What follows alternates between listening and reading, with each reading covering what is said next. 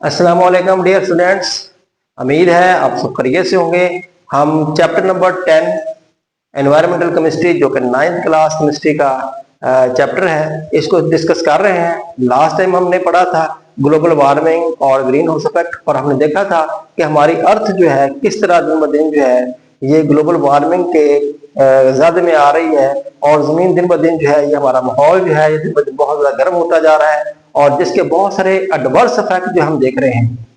तो इस तरह हमने डिस्कस किया था कि जैसे बर्निंग ऑफ फॉसिल फ्यूल्स, जैसे पेट्रोल है, गैस है, और इस तरह कोल जो है जब इनको जलाया जाता है फिजा के अंदर तो बहुत सारी गैसें, जिसमें carbon dioxide, carbon monoxide, sulphur, nitroxide, तो इस तरह के बहुत से ऑक्साइड जो फिजा को पोल्यूटन एज ए पोल्यूटन के तौर पर उन्हें फिजा को खराब किया।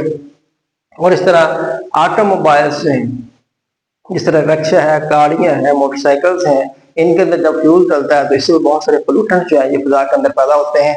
और इस तरह एरोप्लेन जो है और मुख्तलिफ तरह के इंडस्ट्रीज जो हैं जो इंसान ने अपनी सहूलत के लिए लगा ली, तो इस इंडस्ट्रीज में जो है मुख्तलिफ तरह की गैसें, और इनमें मुख्तलिफ तरह के जब केमिकल रिएक्शन होते हैं, मुख्तलिफ केमिकल्स बनते हैं, तो उसका नतीजा बहुत सारा पानी डूबता होता है। तो ये पानी जो है ये हमारे नहरों, नदियों और समंदर को भी खराब करता है, पानी आलूदा करता है। इसी तरह जो इन रिएक्शंस के नतीजे में मुख्तलिफ तरह की गैसें होती हैं, ये भी फिजा को जो है ये उसके आलूदगी का सबब बढ़ रही हैं। तो इसी तरह जो कोल है, कोल से हम इलेक्ट्रिक पावर यानी कि बिजली पैदा कर रहे हैं कोयले से, तो इससे भी बहुत सारी गैसें जिस तरह कार्बन मोनोऑक्साइड और कार्बन डाइऑक्साइड ये सारे फेस्ट हैं जो कि बहुत ज्यादा जो है ये फिजा के अंदर पैदा हो रही है, जिससे हमारा माहौल जो है दिन ब दिन गर्म, और इंसानों और पौधों के लिए ये मुख्तलिफ तरह के पोल्यूशन जो है ये नुकसानदेह साबित हो रहे हैं। तो हम हमने यहाँ पे पढ़ना है कि कौन सी ऐसी हिकमत अमली अपनाएं कि जिससे हम इन तमाम पोल्यूटेंट से बच सकें और अपने माहौल को साफ कर सकें। तो ये हमारा टॉपिक है, the strategy to reduce environmental issue. हम इन्वायरमेंट में जो है जो इशू है इस वक्त, जो पोल्यूटेंट है या आलूदगी फैल रही है, उसको हम किस तरह कम कर सकते हैं। तो सबसे पहले हम देखेंगे कि हमें करना पड़ेगी प्लांटेशन, यानी कि हमें बहुत ज्यादा पौधे लगाने होंगे अपने माहौल के अंदर। अगर प्लांटेशन करते हैं तो इसमें देखें कि जो फिजा के अंदर कार्बन डाइऑक्साइड है वो कन्वर्ट हो जाएगी किसमें, ऑक्सीजन में। यानी कि प्लांट जो है ये पानी की मदद से, तो पानी जड़ों से पौधों के अंदर आता है तो पत्तों में आएगा, और ये सनलाइट और क्लोरोफिल की मदद से क्या करेगा कि ग्लूकोज से बनेगा और ऑक्सीजन आएगी और पानी। तो ये जो फोटोसिंथेसिस का अमल होगा प्लांट्स के अंदर, तो इसके नतीजे में क्या पैदा हो जाएगी, ऑक्सीजन। अब ये ऑक्सीजन जो है ये फिजा को साफ करेगी। अब यहाँ पे देखें कि जो कार्बन डाइऑक्साइड है ये जानवर रिलीज करते हैं सांस के लिए, ठीक है, और ऑक्सीजन जब ये कार्बन डाइऑक्साइड जो है इंसान रिलीज करेंगे, जानवर मुख्तलिफ तरह के रिलीज करेंगे, तो इसका इस्तेमाल कौन करेगा, प्लांट इस्तेमाल करेंगे। और प्लांट जो है ये कौन सी गैस को रिलीज करेंगे, ऑक्सीजन को। अब ये ऑक्सीजन जो है ये फिर कौन इस्तेमाल करेगा, एनिमल्स। तो इस तरह एनिमल्स या इंसान कह लें कि ये इस्तेमाल करते हैं ऑक्सीजन जो कि प्लांट छोड़ते हैं, और जो कार्बन डाइऑक्साइड है एनिमल या इंसान जो छोड़ेंगे फिजा के अंदर, उनको इस्तेमाल कौन करेगा, प्लांट। इस तरह दोनों एक दूसरे के लिए फायदेमंद साबित होते हैं। तो इस तरह फिजा के अंदर जो है ये ऑक्सीजन की मकदार जो है ये बढ़ती जाएगी, किसकी वजह से, प्लांटेशन की वजह से। तो हमें मैक्सिमम प्लांट जितने भी प्लांट्स लगाएंगे तो इससे जो फायदा होगा कि माहौल के अंदर ऑक्सीजन की मकदार बढ़ेगी, और यही ऑक्सीजन जो है ये इंसान जब उसी तरह के जानवरों के सर्वाइवल के लिए बहुत ही अहम होती है, साबित होगी। अच्छा, अब नेक्स्ट जो है ये removal of plant particulates matter, कि बहुत सारे फिजा के अंदर पार्टिकुलेट्स जो होते हैं मैटर की शक्ल के अंदर, जिस तरह मुख्तलिफ दाते हैं और बहुत सारे लुजाकार हैं, ये पोल्यूटेंट जो हैं ये पौधों के पत्तों के ऊपर, ट्रंक्स के ऊपर, स्टेम के ऊपर आके स्टे कर जाएंगे, तो इससे भी जो काफी हद तक जो आलूदगी जो है ये कम होती है।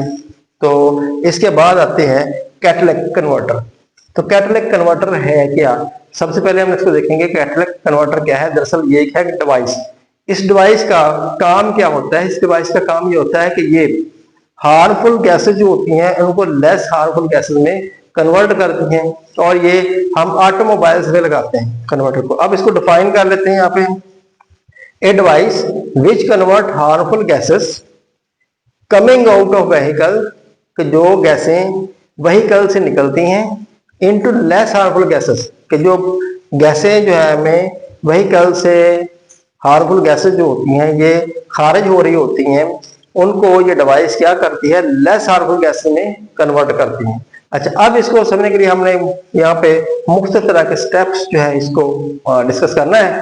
तो नंबर 1 जो स्टेप है वो ये है कि it reduce nitrogen dioxide into nitrogen and oxygen, कि ये जो कैटलिक कन्वर्टर होते हैं ये नाइट्रोजन ऑक्साइड, यानी नाइट्रोजन के जो ऑक्साइड होते हैं इसको कन्वर्ट करेगा किसके अंदर, नाइट्रोजन के अंदर और ऑक्सीजन के अंदर। अब देखें कि जो नाइट्रोजन जो है ये फिजा के लिए बहुत इंपॉर्टेंट है, और इस तरह ये ऑक्सीजन जो है ये भी फिजा के लिए अंदर बहुत इंपॉर्टेंट है। जब फिजा के अंदर नाइट्रोजन और ऑक्सीजन की मकदार बढ़ेगी तो ये ऑटोमेटिक ये कह लें कि खुद ब खुद फिजा जो है इससे अच्छी और खुशगवार होती जाएगी, और माहौल के अंदर आलूदगी कम से कम होती जाएगी। और इसी तरह जो सेकंड स्टेप है इसके अंदर यह है कि कार्बन मोनोऑक्साइड, ये एक बहुत ही जहरीली गैस है जिसको कन्वर्ट कर दिया जाता है कार्बन डाइऑक्साइड में। कार्बन डाइऑक्साइड भी बेशक अगर इसकी बढ़ती हुई मकदार फिजा के अंदर होगी तो ये भी नुकसानदेह है, लेकिन यहाँ पे कार्बन मोनोऑक्साइड को कार्बन डाइऑक्साइड के अंदर जो कन्वर्ट कर दिया जाता है। अब ये जो कार्बन डाइऑक्साइड है इसका इस्तेमाल कौन करेगा, प्लांट करेगा। जब पौधे इसको इस्तेमाल करेंगे तो ये कार्बन डाइऑक्साइड फिर किसमें कन्वर्ट हो जाएगी, ऑक्सीजन के अंदर। तो ये ऑक्सीजन जो है ये इंसानों के लिए, जानवरों के लिए फायदेमंद साबित होगी। तो यहाँ पे कार्बन मोनोऑक्साइड को कार्बन डाई इस्तेमाल इसके अंदर कन्वर्ट कर दिया जाता है, जिसको जो है प्लांट यूज करते हैं। इसी तरह जो हाइड्रोकार्बन है, हाइड्रोकार्बन इनको भी कार्बन डाइऑक्साइड के अंदर चेंज कर दिया जाता है। तो ये भी कार्बन डाइऑक्साइड इसी तरह, इस तरह पीछे हमने पढ़ा है कि प्लांट इस्तेमाल करेंगे कार्बन डाइऑक्साइड को और ऑक्सीजन को रिलीज करेंगे। तो थर्ड स्टेप के अंदर हम देखेंगे कि डीसल्फराइजेशन प्रोसेस, डीसल्फराइजेशन प्रोसेस क्या है। तो हम ऐसा फ्यूल इस्तेमाल करेंगे जिसके अंदर सल्फर की मकदार कम से कम हो। तो ऐसा फ्यूल यूज करने से जाहिर बात है पोल्यूटेंट की मकदार कम पैदा होगी और फिजा जो है ये ज्यादा साफ हो जाएगी। तो इस तरह use of such fuel that contain less sulphur, कि हम ऐसा पेट्रोल या ऐसा फ्यूल यूज करेंगे जिसके अंदर सल्फर कम होगी।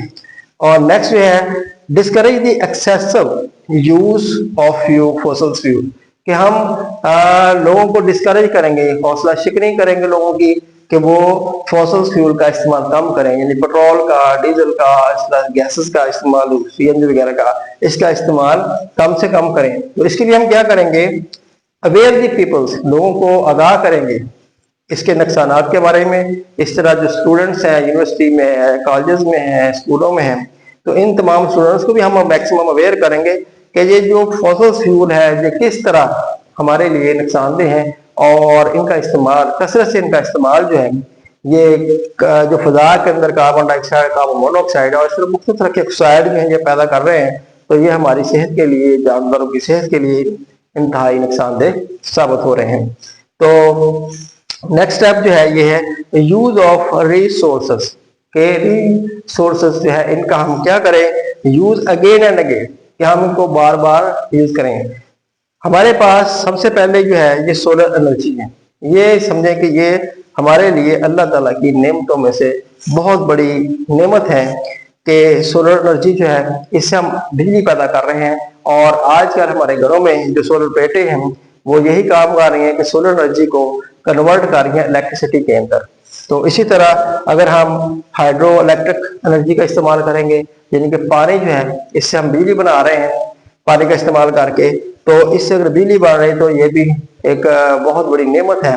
तो हम मैक्सिमम जो है ये हाइड्रो इलेक्ट्रिक एनर्जी का इस्तेमाल करें। फिर टाइडल एनर्जी, जो समुद्रों की लहरें हैं इनसे जो हमें एनर्जी हासिल होती है, अगर उससे भी हम बिजली हासिल कर लेते हैं तो ये भी फायदेमंद है। तो इस तरह विंड एनर्जी जो है हवा से हासिल की गई एनर्जी, ये भी हमारे लिए फायदेमंद है। क्यों, इन तमाम का इस्तेमाल जो है ये माहौल को साफ सुथरा रखता है और माहौल किसी किस्म के पोल्यूशन का जो है शिकार नहीं होता। तो ये 5 स्टेप जो है, अगर इनको हम इसी तरह हेडिंग दे के लिखें और उनके बारे में थोड़ा बहुत जो जिस तरह बुक्स के अंदर है उसको आप अंडरलाइन करके लिखते जाएंगे तो आपके बहुत अच्छे नंबर जो बन जाएंगे। तो इसको एक बार दोबारा फिर रिपीट कर लेते हैं कि सबसे पहले हमने यहाँ पे इसके ऐसे इन्वायरमेंट में जो इशू है इसमें ऐसे हिकमत अमली का बताना है कि जिससे माहौल हमारा जो है ये आलूदगी से बच सके। तो सबसे पहले हमने क्या करनी है, प्लांटेशन के माहौल में ज्यादा पौधों का इस्तेमाल करना है कि मैक्सिमम प्लांट्स लगा दें। तो इन प्लांट लगाने से क्या होगा कि ये फिजा में जो मौजूद है कार्बन डाइऑक्साइड की मकदार जो है ये उनका इस्तेमाल करेंगे और जिसके नतीजे में क्या बनाएंगे, ऑक्सीजन। अब ये ऑक्सीजन जो है ये जानदारों के लिए बहुत ही फायदेमंद साबित होगी। तो इस तरह जो पार्टिकुलेट मैटर है आगे ये भी कैटलिस्ट कन्वर्टर जो है ये एक डिवाइस है जो कि हार्मफुल गैसेस को जो है यूजफुल गैसेस के अंदर जो है कन्वर्ट कर देती है। तो इसमें हमने मुख्तलिफ स्टेप्स को डिस्कस किया जिसमें हमने पढ़ा पहला step reduce the nitrogen dioxide into nitrogen and oxygen, और इस तरह कार्बन मोनोऑक्साइड को कार्बन डाइऑक्साइड के अंदर चेंज किया और हाइड्रोकार्बन का भी इसी तरह इस्तेमाल। और फिर जो है डीसल्फराइजेशन ट्रॉल्स हैं, ठीक है, उनसे सल्फर को रिमूव करना, डीसल्फरेशन यानी सल्फर को रिमूव करना।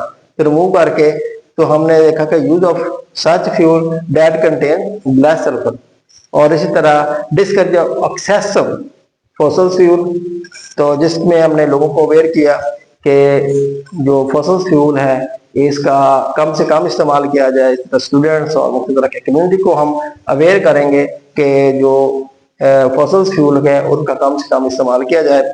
और लास्ट में हमने कहा है कि रिसोर्सेज जो अल्लाह ताला की तरफ से हमें दिए गए हैं, मिल गए हैं, नेमत है हमारे लिए, उनका बार बार अगर इस्तेमाल करेंगे तो इससे भी हम आलूदगी से बचेंगे और हमारा माहौल जो है ये खुशगवार होगा जिसके अंदर जिंदा रहना और जो है मुख्तलिफ तरह के प्लांट्स और एनिमल्स के लिए जो साफ सुथरा माहौल एक नेमत बनेगा। तो ये था हमारा आज का लेक्चर। इंशाल्लाह नेक्स्ट लेक्चर के अंदर जो हमारा लास्ट लेक्चर होगा दोबारा फिर हाजिर होंगे। तब तक के लिए अल्लाह हाफ़िज़।